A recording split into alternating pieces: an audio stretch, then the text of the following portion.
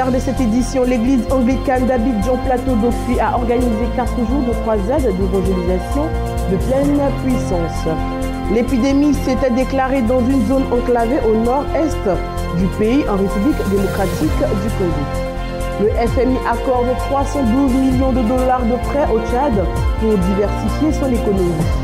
Terminons sport cyclisme, l'échappée des petites reines de Kaboul. Bienvenue à tous, merci de suivre Béni TV. Nous ouvrons ce journal avec l'actualité religieuse. L'apôtre gabonais Ulrich Nzemba a fait de la famille le sujet premier de son engagement sacerdotal. À travers ses œuvres littéraires, l'homme de Dieu veut conduire l'individu et les familles à la réalisation du plan de Dieu. Portrait. La famille est une institution importante dont la destruction ou le déséquilibre peut être une entrave à l'accomplissement du plan de Dieu dans la vie de l'humanité. Raison pour laquelle l'apôtre Jean-Ulrich Nzemba lui accorde beaucoup d'importance dans l'exercice de son ministère sacerdotal. Ce serviteur de Dieu d'origine gabonaise, fidèle et dévoué, est le fondateur du ministère apostolique et missionnaire Amour du Prochain, basé à Port-Gentil, au Gabon. Il est aussi un écrivain et un conférencier de renom qui parcourt le monde pour révéler les mystères de la famille par l'Esprit de Dieu. Il évoque le potentiel spirituel que Dieu a donné aux familles et comment ce potentiel est aussi ravi par les agents du diable à travers ces 3 ouvrages intitulés « Du désespoir à la solution, le mystère de l'étoile », « Récupérer ce que vous a été ravi » et enfin « Le mystère du pouvoir familial ». Le pouvoir familial, pouvoir, parce que le pouvoir est une onction, c'est une énergie, c'est une capacité que Dieu nous accorde afin de réaliser beaucoup de choses dans l'humanité et au sein de nos familles. La famille, effectivement, le pouvoir familial, c'est connaître ses avantages, cette onction qui est au sein de nos familles que nous ignorons et que certains, par les yeux, par les clubs, par le monde auquel nous sommes, détiennent et gèrent une famille au point où on peut amener une famille dans la captivité. Donc l'heure est arrivée où nous devons revenir au sein de nos familles et savoir qu'il y a un pouvoir au sein de nos familles. Selon l'apôtre Jean-Ulrich Nzemba, l'humanité peut se repositionner par la connaissance et la bonne pratique des principes bibliques. Et quand Jésus est venu, la lumière est venue parce qu'il est l'étoile des étoiles. Il est venu éclairer la vie de cet homme. Cet homme, né de naissance l'aveugle, il était privé de son étoile. Quand Jésus est venu, il a éclairé. Alors il est important de comprendre les actions prophétiques pour résoudre notre destinée parce que quoi, nous n'arrivons plus à réaliser ces choses. Alors nous avons ce qu'on appelle les actions prophétiques. Mais les prophétiques, comme je disais, sont les actes qui nous permettent d'avoir des réactions. Mais il faut connaître la symbolique. En Côte d'Ivoire, pour la sortie officielle de son dernier ouvrage, Le mystère du pouvoir familial, l'apôtre Nzemba compte également étendre son ministère sur Abidjan, toujours dans la perspective du salut des familles et de l'humanité. Grande semaine spirituelle initiée par la mission évangélique Sanctuaire du Christ Mézac du 29 mai 2017 au dimanche 4 juin est placée sous le thème Saint-Esprit, qui es-tu? Le docteur Douza Médard en était l'orateur principal. Du lundi 29 mai au dimanche 4 juin, la mission évangélique Sanctuaire du Christ Mézac, avec à sa tête le fondateur Douza Médard, a organisé une semaine spirituelle qui a pour thème Saint-Esprit, qui es-tu? Le pasteur Douza Médard, le leader fondateur de Mézac, a fait fort d'enseigner le peuple de Dieu sur la nature et la fonction du Saint-Esprit. Je te le dis, si un homme ne met peau et d'esprit, il ne peut entrer dans le royaume des cieux. Ceux qui sont athées dans le Dieu, c'est ceux-là qui ont droit à rentrer dans le royaume des cieux. Alors que ceux-là ont besoin de mettre d'eau et d'esprit. Alléluia. C'est différent d'être baptisé dans le Saint-Esprit. Durant cette semaine spirituelle, il y a eu la présence du Saint-Esprit qui fut beaucoup de miracles, de délivrance et de parler en langue. Il s'est fait aider par le pasteur Biri Seri, venu d'Abidjan, qui a intervenu le dimanche. La semaine spirituelle s'est tenue dans le temple de l'église Mézac de Guibérois, assise au quartier Tépé.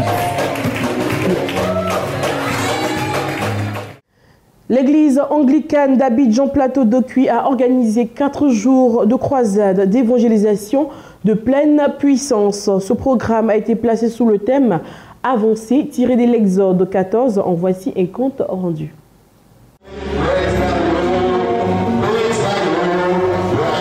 C'est sur un cantique entonné par la chorale et repris en chœur par l'Assemblée qu'a débuté ce culte spécial marquant l'édition 2017 de la célébration des Pères à l'église anglicane du Plateau d'Okuy. Après la louange et les cantiques, place à la prière et l'intercession pendant lesquelles le peuple a invoqué la protection de Dieu sur plusieurs nations. Avancez. C'est autour de ce thème que l'orateur du jour, le révérend canon Ikechukwu Egbonu, venu du Nigeria, a exhorté les fidèles avec éloquence et conviction.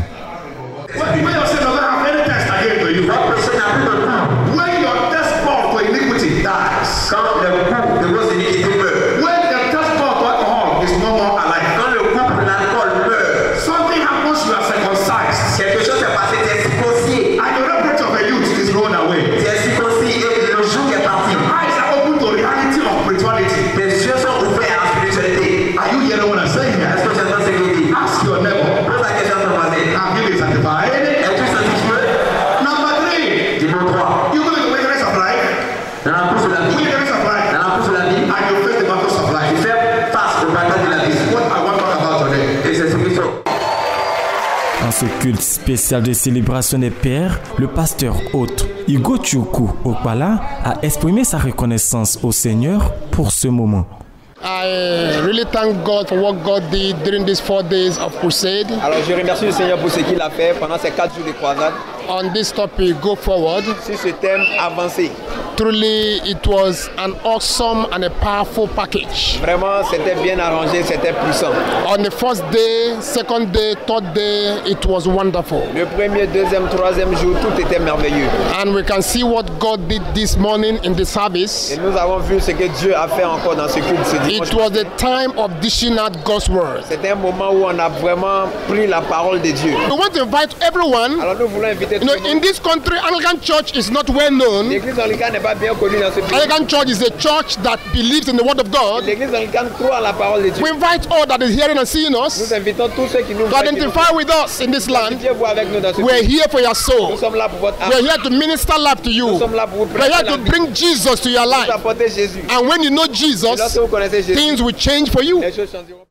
La servante de Dieu Brigitte Atoubou a fait des dons de rhapsodie à l'église évangélique, les témoins de la résurrection du Christ.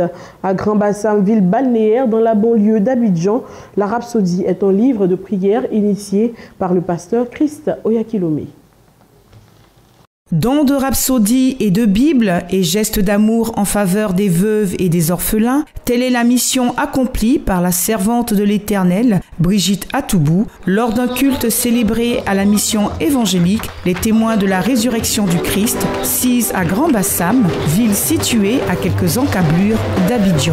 Fidèle lectrice de la rhapsodie, la servante de Dieu a rendu témoignage des bienfaits de ce livret de prière initié par le pasteur Christ Oyakilome.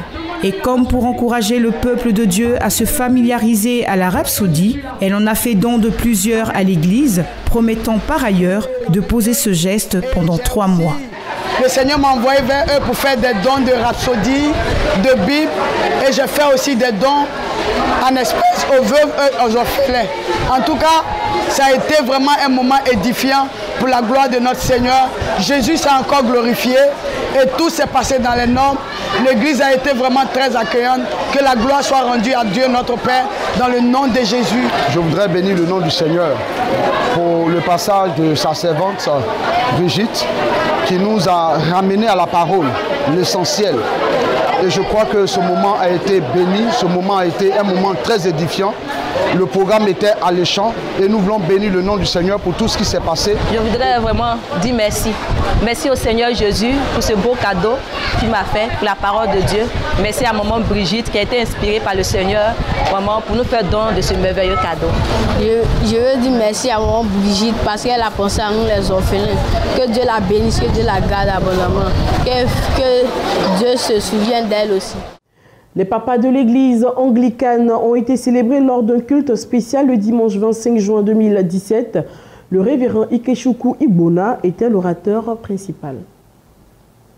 Les hommes de l'église anglicane ont organisé une grande croisade d'évangélisation de 4 jours sous le thème « Avancer », tiré de Exode chapitre 14, verset 15. C'était à Angré, dans le district d'Abidjan. Le premier jour de cette croisade de pleine puissance a été particulièrement marqué par les chants et danses d'un peuple venu nombreux pour recevoir les bénédictions de Dieu. Tout le monde est changé de pied pour la gloire, pour la bénédiction, pour l'enfant de maman, pour le succès.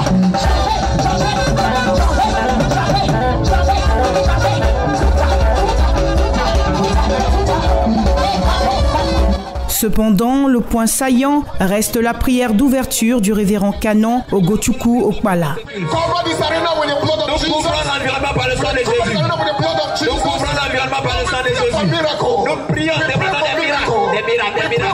Nous réclamons des miracles. Nous demandons des miracles. Pour terminer, le révérend nous donne ici les raisons de l'organisation d'un tel programme. The program that we are hearing or seeing today, le programme que nous avons établi aujourd'hui, que nous entendons parler aujourd'hui, is being prepared to capture the family front. A été préparé pour parler de la famille. It's especially for the men.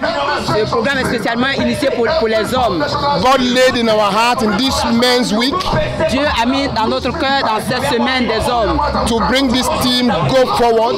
Afin d'apporter ce programme qui est intitulé Avancer. Looking at God speaking and ministering to men. Et à partir de ce programme, nous attendons que le Seigneur parle aux hommes. That men will take their responsibility in their Christian homes. Afin que les hommes prennent leur responsabilité dans le milieu chrétien, dans leur maison, dans le foyer chrétien. And live up to expectation.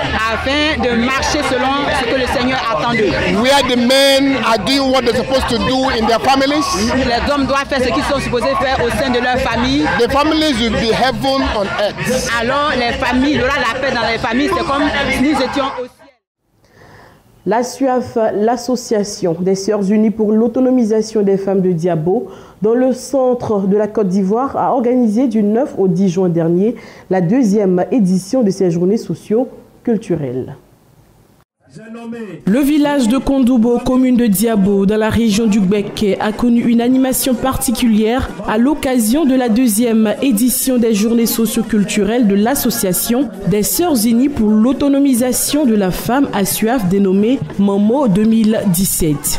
C'était du vendredi 9 au samedi 10 juin 2017 en présence des autorités administratives traditionnelles dont monsieur le sous-préfet de Diabo, monsieur le maire de la commune de Diabo, monsieur Yoboué Lazare, cadre de la région, Nanambaté Thomas, chef de canton de Diabo et un nombreux public. Madame Eoulé-Miezan Yvonne, secrétaire générale de la SUAF, a égrené le chapelet de l'historique de l'Association des Sœurs Unies pour l'autonomisation de la femme à SUAF. Nous venons de faire Fête des Mères 2017, dénommée MAMO. Vraiment, je suis vraiment contente de mes sœurs du village, de mes mamans du village, des autorités même de notre région. Parce que tout le monde est sorti, mobilisé autour de moi. Je suis vraiment contente. J'ai mobilisé les femmes d'ici. On a des chants, on n'a personne autour de nous, on n'a personne, on n'a même pas de soutien. Donc moi je leur demande de ne pas nous aider. À sa suite, M. Swanga Maturin, le parrain de la dite cérémonie, a remercié pour sa part ses filleuls pour avoir porté leur choix sur sa modeste personne, puis de lancer un vibrant appel à la population à aider la SUAF. Dons de pagnes, de cuvettes, de chaises, etc. aux mamans et des prestations d'artistes ont constitué le point focal de cette sympathique cérémonie.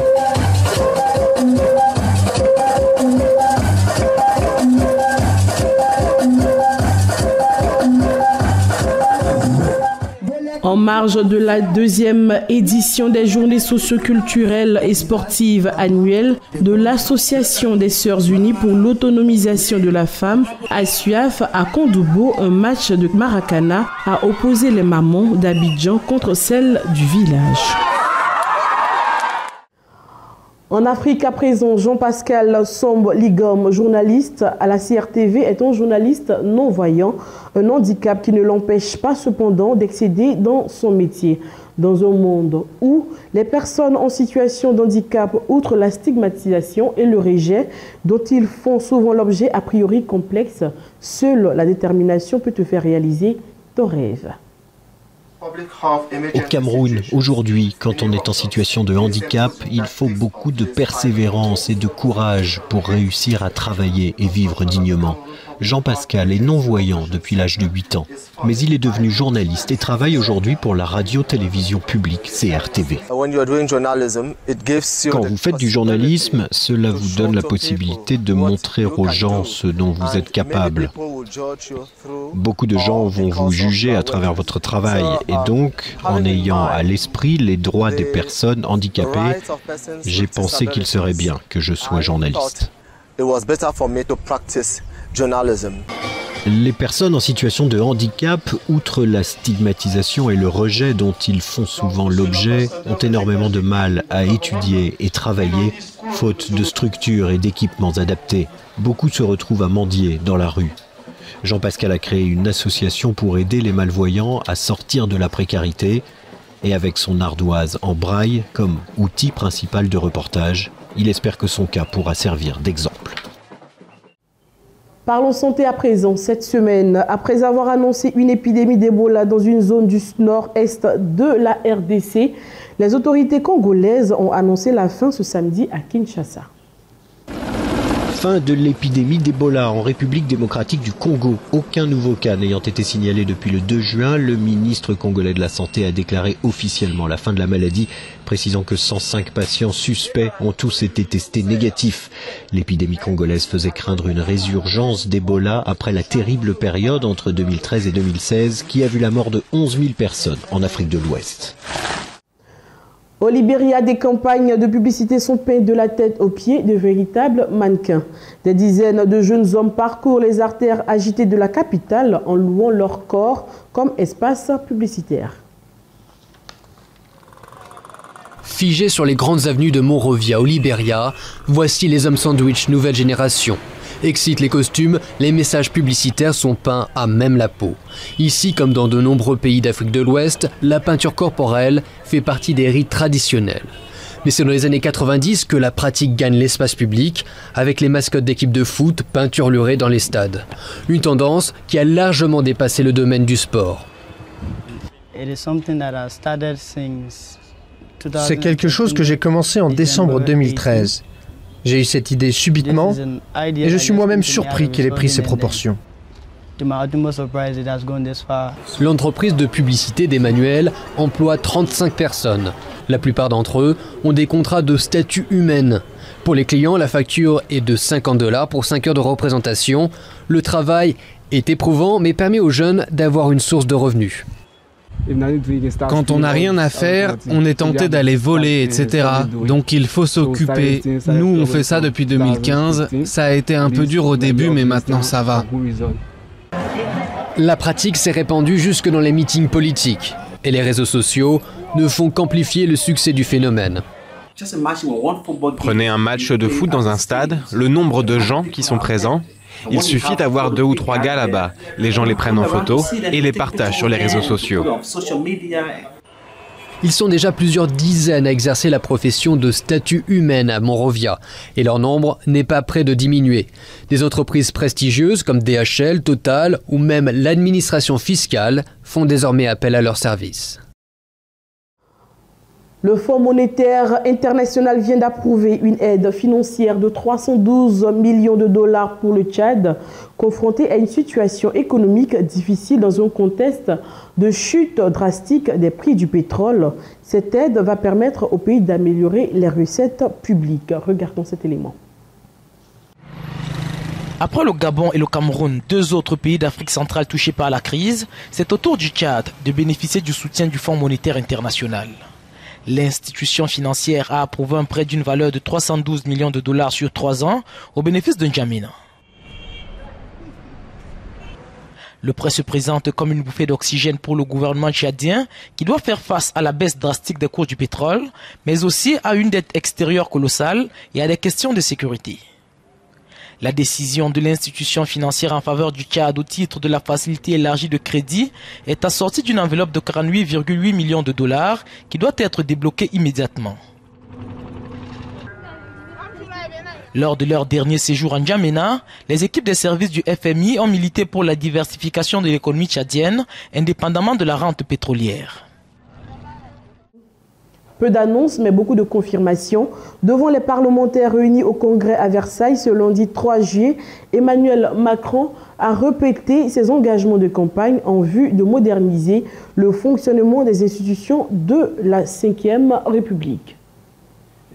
L'annonce de ce congrès avait fait grand bruit, c'est donc fait. Emmanuel Macron s'est adressé aux deux chambres du Parlement réunies expressément à Versailles. Devant près de 900 élus, le président français a longuement exposé ses priorités après une minute de silence en hommage à Simone Veil. Il a notamment insisté sur les changements nécessaires selon lui pour assurer l'avenir du pays. Aliénation à la contrainte financière, si nous ne rétablissons pas notre budget, si nous ne réduisons pas notre dette publique, aliénation à la volonté d'autres pays, dans l'Europe comme au sein de nos alliances, si nous ne remettons pas nos affaires en ordre, aliénation à la terreur islamiste, si nous ne trouvons pas le moyen de la détruire, sans rien lui céder de nos valeurs, de nos principes. Parmi les grandes annonces, la réduction d'un tiers du nombre de députés et sénateurs dont une partie sera élue à la proportionnelle. Cette réforme des institutions, Emmanuel Macron souhaite la parachever d'ici un an. Depuis l'annonce du retrait des États-Unis de l'accord de Paris sur le climat, la Californie est convaincue. Elle doit devenir le moteur américain du combat écologique. L'État le plus peuplé du pays a notamment beaucoup investi sur l'énergie solaire. C'est un grand jour pour Debra. Elle fait installer des panneaux solaires sur le toit de sa maison, dans un quartier défavorisé du sud de Los Angeles. J'ai conduit dans le quartier et je n'ai pas vu un seul panneau solaire, alors j'ai l'impression de donner l'exemple. Une fierté d'autant plus grande que cette installation d'une valeur de 24 000 $, Debra ne la paye pas. Veuve et sans ressources, elle bénéficie d'un programme public financé par l'État de Californie. À la clé, une baisse considérable de sa facture d'électricité.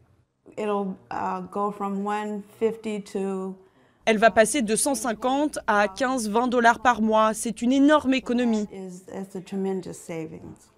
Il va faire chaud cet été. Je pourrais mettre la climatisation sans me soucier de cela, pour qu'on soit bien.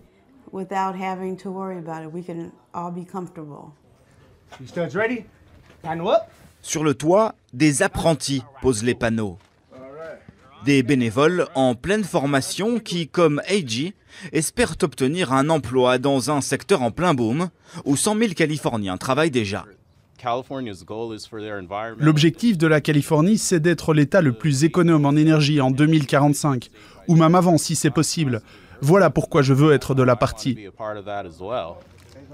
Depuis le début de ce programme associatif en 2011, plus de 300 apprentis ont trouvé un emploi dans l'industrie de l'énergie solaire. Une fierté, autant qu'une responsabilité. Ici en Californie, en 2017, c'est de notre devoir de faire du mieux possible pour développer les énergies renouvelables, pour tout le monde, que ce soit les gens défavorisés ou les apprentis. J'espère qu'on va réussir à transformer ce pays pour qu'il considère l'énergie verte. Après le retrait des États-Unis de l'accord de Paris sur le climat, la Californie a revu ses objectifs à la hausse et veut que d'ici 2030, la moitié de son électricité provienne d'énergies renouvelables. Nous terminons ce journal en cyclisme. De Kaboul à la Bretagne, Massouma et Zahra Alizada, piliers de l'équipe nationale afghane de cyclisme féminin, rêvent des Jeux olympiques. Un sentiment de sécurité et de liberté. Massouma et Zahra avalent les kilomètres sur les routes bretonnes. Il y a 2 mois encore, les 2 sœurs meneuses de l'équipe afghane de cyclisme féminin déjouaient menaces et insultes à Kaboul. Le vélo en Afghanistan est une pratique réservée aux hommes. Pourtant, les 2 passionnés n'ont jamais renoncé.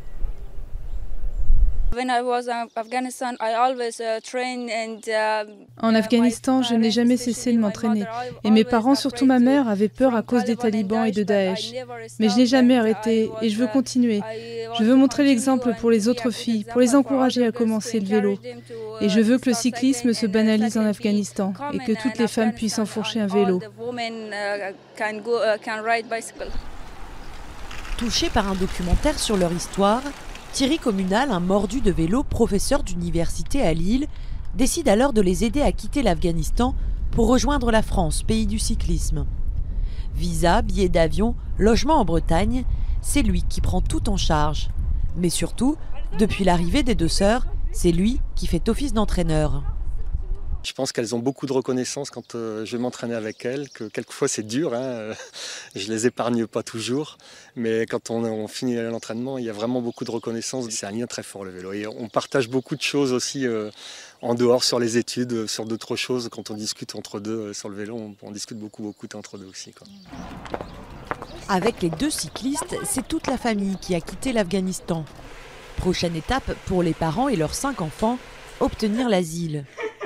Dans l'exil, la famille reste soudée et encourage les deux sœurs à poursuivre leurs rêves. Je suis heureuse d'avoir des filles si fortes, si courageuses et qui réussissent. Je suis très fière d'elles, car quel que soit l'endroit où l'on se trouve, elles s'en sortent bien. Je ne peux qu'être heureuse avec des filles comme ça. L'objectif pour les deux jeunes femmes, intégrer la sélection nationale afghane pour les JO de Tokyo en 2020.